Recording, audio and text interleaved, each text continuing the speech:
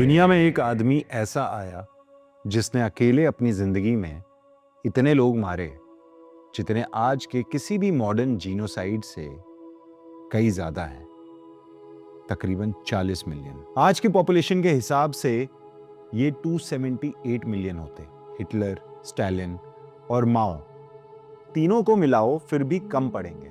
दुनिया उसे ग्रेट कहती है। सोच कर देखो, इतने लोगों को मारने वाला इंसान ग्रेट कहलाता है। मैं हूं Ramakrishna Dixit.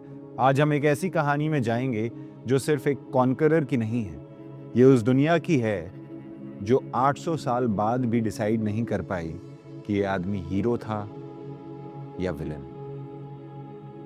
Mongolia. Auñón river के पास एक बच्चा पैदा हुआ, नाम रखा तेमुजिन। उस वक्त मंगोलिया में नाम दुश्मन के नाम पर रखे जाते थे जो अभी अभी मारा गया हो। तेमुजिन एक तातर चीफ का नाम था जिसे तेमुजिन के बाप ने अभी अभी हराया था। बाप का नाम यसुगेई, कियत क्लैन का चीफटेन। छोटा सा क्लैन, घोड़े, यूर्त, स्टेप्स की खुली जमीन, यही थी तेमुजिन की दुनिया। लेकिन यह दुनिया ज्यादा देर नहीं रही। तेमुजिन सिर्फ 9 साल का था जब बाप उसे एक नेबरिंग ट्राइब में फ्यूचर बीवी ढूंढने ले गया। वापस आते वक्त यसुगेई तातार्स के साथ रुका, उनका खाना खाया और वो खाना जहरीला था। 3 दिन में यसुगेई मर गया। 9 साल का तेमुजिन बाप के बिना स्टेपेस पर कियत क्लैन ने फैमिली को छोड़ दिया, अकेले। माँ, 4 भाई, एक सौतेली माँ, कोई सपोर्ट नहीं, कोई ट्राइब नहीं, सिर्फ वो जमीन और वो अंधेरा। एक रशियन इतिहासकार ने लिखा है, जो इंसान मंगोलिया के खुले मैदानों में अकेले बचता है वो या तो मर जाता है या फिर वो बन जाता है जिसे खून से डर नहीं लगता। और तेमुजिन दूसरा था। बड़ी तकलीफ से, बड़ी मुश्किल से वो आगे बढ़ा। लेकिन एक दिन, एक ऐसा दिन जो तेमुजिन की जिंदगी का सबसे अंधेरा वाला मोड़, उसने अपने सौतेले भाई बेक्टर को मार दिया खाने के झगड़े में। वो खुद सिर्फ 12 साल का था। 12 साल। लेकिन उस अंधेरी जमीन का एक ही नियम था, या तुम मारो या तुम मरो। और तेमुजिन ने वो नियम सीख लिया। कुछ साल बाद जब तेमुजिन की अभी अभी शादी हुई थी, जब जिंदगी में पहली बार कुछ अपना था, उसकी बीवी बोरते को एक दुश्मन कबीले के लोग उठा के ले गए। बोरते, जो तेमुजिन की पहली मोहब्बत थी, जो उस तन्हा जिंदगी में सिर्फ उसकी अपनी थी, वो चली गई। तेमुजिन ने अपने हाथ पैर जोड़े, अपने पुराने दोस्त जामुगा से मदद मांगी, जो उस वक्त एक छोटे इलाके का सरदार था। एक और ताकतवर सरदार तुगरिल से, जो तेमुजिन के मरहन बाप का पुराना साथी था, उससे भी मदद मांगी। और फिर बोरते वापस आई। लेकिन जब वो वापस आई तो वो पेट से थी। 8 महीने बाद उसका पहला बेटा पैदा हुआ। वो तेमुजिन का बेटा था या उस किडनैपर कबीले का? ये सवाल तेमुजिन के सीने में हमेशा के लिए गड़ गया, सालों तक। ये वो इंसान था जो धीरे धीरे बन रहा था, हर तकलीफ के साथ थोड़ा और सख्त, हर धोखे के साथ थोड़ा और ठंडा, हर खून के बाद थोड़ा और दूर अपने अंदर से भी, दूसरों से भी। साल बीतते गए, लड़ाइयाँ होती रहीं, इत्तेफाक हुए, टूटे, फिर हुए, और एक एक कबीले को कभी प्यार से, कभी धोखे से, कभी तीर से तेमुजिन ने अपने झंडे तले लिया। जब तातर कबीले, जिन्होंने एक जमाने में तेमुजिन के बाप यसुगे को जहरीला खाना खिलाया था, जिन्होंने उसे मारा था, जब वो हारे तो तेमुजिन ने एक हुक्म जारी किया, साफ सीधा, कोई खिलाफ नहीं, एक भी तातर मर्द जिंदा नहीं बचेगा जो बैलगाड़ी के डंडे से ऊंचा हो। मतलब एक भी जवान लड़का, एक भी बुजुर्ग जिंदा नहीं रहेगा, सब खत्म।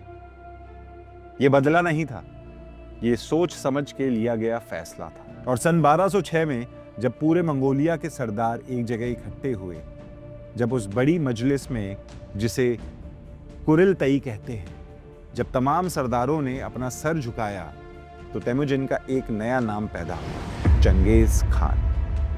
मतलब तमाम जमीन का मालिक, आसमान के नीचे की हर चीज का सरदार बनना चाहता था।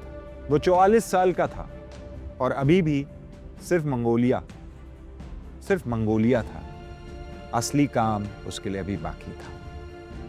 अब हम उस जगह आते हैं जहां से ये कहानी सिर्फ एक फतेहमंद सरदार की कहानी नहीं रहती।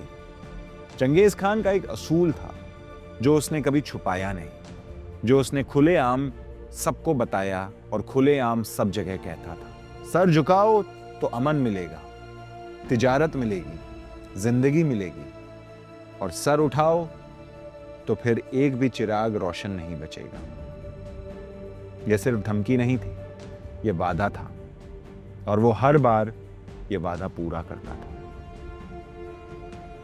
ख्वारिज़्म 1218। ख्वारिज़्म वो सल्तनत जो उस जमाने में वसत एशिया की सबसे ताकतवर थी। बुखारा, समरखंड, मर्व, निशापुर, ये शहरों के नाम लो तो आज भी जुबान पर मिठास आती है। वो बड़ी तिजारत की राह जो चाइना से लेकर फारसी जमीन तक जाती थी, वो इन्हीं शहरों से गुजरती थी। इल्म था, अदब था, कला थी, सदियों की तहजीब थी। चंगेज खान ने दोस्ती का हाथ बढ़ाया, 450 सौदागरों का एक काफिला भेजा तोहफे लेकर, अमन का पैगाम लेकर। ख्वारिज़्म की एक हकीम ने इनलचुक उन सौदागरों को जासूस समझा, उन्हें कैद किया और एक एक को खत्म किया। 450 में से एक भी नहीं बचा। जब चंगेज खान को खबर पहुंची, उसने फिर भी सब्र किया, एक और कासिद भेजा, एक और मौका दिया। ख्वारिज़्म के बादशाह सुल्तान मोहम्मद ने वो कासिद भी मार दिया। चंगेज खान खामोश हो गया, 3 दिन तक कुछ नहीं बोला। तवारीख कहती है वो अकेला एक पहाड़ पर गया, बहुत रोया 3 दिन तक, और जब वो उतरा तो वो आदमी नहीं था जो उस पहाड़ पर गया था। 2 लाख से ज्यादा फौज ख्वारिज़्म की तरफ बुखारा, सन 1220। इल्म और अदब का एक बड़ा मरकज, वो शहर जहां दुनिया भर के अल-ए-इल्म आते थे, जहां कुतुब खाने थे, जहां सदियों का लिखा हुआ इल्म महफूज था। उस वक्त बुखारा की आबादी 3 लाख के करीब थी। 3 लाख इंसान, एक शहर जो सदियों से इस्लामिक दुनिया का इल्मी दिल था। 50,000 किताबों का कुतुब खाना था वहां। दुनिया का एक बड़ा मस्जिद था, पोई कल्याण, जो सन 1121 में बना था। चंगेज खान फौज लेकर शहर में घुसा, सीधा वहां की सबसे बड़ी मस्जिद में गया जहां लोग इबादत करते थे, जहां उनका रब रहता था, और वहां खड़े होकर बोला, मैं खुदा का अजाब हूं। अगर तुमने गुनाह नहीं किए होते तो खुदा ने मुझे तुम्हारी तरफ नहीं भेजा होता। फिर उसने हुक्म दिया कि लूट लो। मंगोल फौज घर घर, गली गली गई।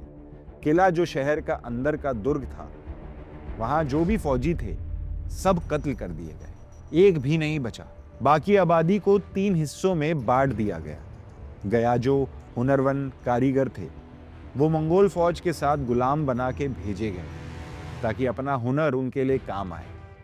जवान मर्द वो अगले शहरों की लड़ाई में आगे कर दिए गए, इंसानी ढाल की तरह, ताकि मंगोल फौजी उनके पीछे महफूज रहें। और जो बाकी थे वो थी औरतें, बच्चे, बुजुर्ग। वो फौज में तकसीम कर दिए गए। जो भी बचने की कोशिश करता उसे मार दिया जाता, जो भी कुछ छुपाने की कोशिश करता उसे भी मार दिया जाता। आग लगी, जो भी घर के अंदर था वो भी गया। बुखारा का वो कुतुब खाना, 50,000 किताबें जल गईं। 50,000 सदियों की यादें एक ही रात में। बुखारा खत्म हो गया। एक शहर जो सदियों में बना था, कुछ दिनों में खाली। और फिर मर्व, सन 1221। उस जमाने में मर्व दुनिया के सबसे बड़े शहरों में से एक था। उसकी आबादी 5 लाख से ज्यादा थी। मर्व ने सर झुकाया, दरवाजे खोल दिए। चंगेज खान के छोटे बेटे तुलोई ने, जो इस हिस्से की फौज का सरदार था, चंगेज खान का अपना छोटा बेटा वादा किया, सर झुकाओ, जिंदगी मिलेगी। मर्व मान गया, लेकिन तोलोई ने वो वादा तोड़ा। पूरी आबादी को शहर के बाहर मैदान में लाया गया। 400 कारीगर अलग किए गए गुलाम बनाने के लिए। कुछ बच्चे अलग किए गए, बाकी सब एक फौज के हवाले। और फिर शहर के बाहर उस मैदान में गिनती शुरू हुई। फारसी इतिहासकार जुवैनी, जिसने ये सब अपनी आंखों के करीब गुजरते वक्त में लिखा, उसने लिखा कि हर मंगोल फौजी को 300 से 400 लोग दिए गए। एक फौजी 300 लोग उसके हवाले कि उन्हें खत्म करो और फिर अगले पर जाओ। ये गिनती 13 दिन तक चली। 13 दिन गिनने में 13 लाख से ज्यादा सिर्फ मर्व में। सिर्फ 13 दिन में पहाड़ टीले बन गए और मैदान उन ताकतवारों के खून से भीग गया। उसके बाद आता है निशापुर, सन 1221। निशापुर वो शहर जहां चंगेज खान का दामाद तोकुचार एक तीर से मारा गया था। दामाद मतलब उसकी अपनी बेटी का मर्द, अपना खून। चंगेज खान की बेटी ने, जिसका नाम तवारिक ने ढंग से नहीं लिखा क्योंकि वो सिर्फ बेटी थी, उसने एक ही मांग की अपने बाप से, एक भी जान बाकी नहीं रहनी चाहिए। इंसान नहीं, जानवर नहीं, कुत्ते नहीं, बिल्लियां नहीं, कुछ भी नहीं। तोलोई ने हुक्म दिया, फौज दाखिल हुई और जो हुआ वो आज भी तवारीख की किताबों में दर्ज है। खून की एक कार्निवल जो मंगोल तारीख में भी कम ही देखी गई। मर्दों, औरतों और बच्चों के सर अलग अलग कर दिए गए। कुत्ते और बिल्लियां तक गलियारों में मारी गई। वो जो ढेर लगाए गए, उन ढेरों पे सरों से पिरामिड की शक्ल दी गई ताकि दूर से दिखे, ताकि अगले शहर के लोग देख सकें कि निशापुर का क्या हाल हुआ है। बाद के इतिहासकारों ने जो गिनती की वो 7 लाख से ज्यादा थी। आज के अल-ए-इल्म कहते हैं कि गिनती में मुबालगा होगा, लेकिन जो तय है, पूरा शहर, पूरी तहजीब वो खत्म हो गई थी। ये सिर्फ 3 शहरों की बात थी। पूरी फतेह की दास्तान में चाइना, रूस, ईरान, वसत एशिया, मशरिक ए यूरोप, करीबन 40 मिलियन लोग। उस जमाने में दुनिया की पूरी आबादी का 10% थी। आज की गिनती में वो 47 करोड़ होते। हिटलर, स्टालिन, माओ, तीनों को जोड़ो फिर भी चंगेज खान से कम। ईरान की आबादी 90% कम हो गई। 2 करोड़ 5 लाख थी, सिर्फ 2 लाख रह गई। चाइना में 6 करोड़ घर थे, 10 लाख रह गए। वो नहरें जो सदियों में बनी थीं, जो जमीन को पानी देती थी, जानबूझकर तोड़ दी गई। खेतों में नमक डाला गया ताकि कुछ उग ना सके। वो जमीन आज भी कुछ जगहों पर बंजर है। ये सिर्फ लोग मारना नहीं था, ये तहजीब को हमेशा के लिए तोड़ना था। चंगेज खान ने खुद अपनी जुबान से कहा था, मेरी सबसे बड़ी खुशी दुश्मन को हराना, उन्हें अपने सामने गिरते देखना, उनकी औरतों के आंसू देखना, उनके घोड़े अपने ताबे में लेना। ये किसी दुश्मन ने नहीं लिखा, ये मंगोल तवारीख में है। उनके अपने अल्फाज, उनकी अपनी यादगार। और तब चंगेज खान मर गया। वजह आज भी साफ नहीं। कुछ कहते हैं घोड़े से गिरा, कुछ कहते हैं बुखार था, कुछ कहते हैं कि तंगुत मलका ने, जो जोर से अपनी मर्जी के खिलाफ उसके पास लाई गई थी, उसने चंगेज खान को जहर दिया। चंगेज खान ने खुद हुक्म दिया था, कोई मजर नहीं, कोई निशानी नहीं, कोई यादगार नहीं। जनाजा जो ले जाए, रास्ते में जो भी मिले मार दो। कोई ना जाने कि वो सरदार कहां सोता है। हजारों लोग मारे गए सिर्फ इसलिए ताकि कोई ना जाने कि वो कहां दफन है। आज 800 साल बाद हम नहीं जानते कि चंगेज खान कहां दफन है। कहानी को यहीं खत्म करते हैं, क्योंकि हर सफर का एक अंत जरूर होता है। या तो मौत होती है या तो विजय। कमेंट सेक्शन में बताइए कि चंगेज खान की इस कहानी के बारे में जानकर आपको कैसा लगा। और ऐसी और कहानियां सुनने के लिए सब्सक्राइब करें हमारे चैनल को।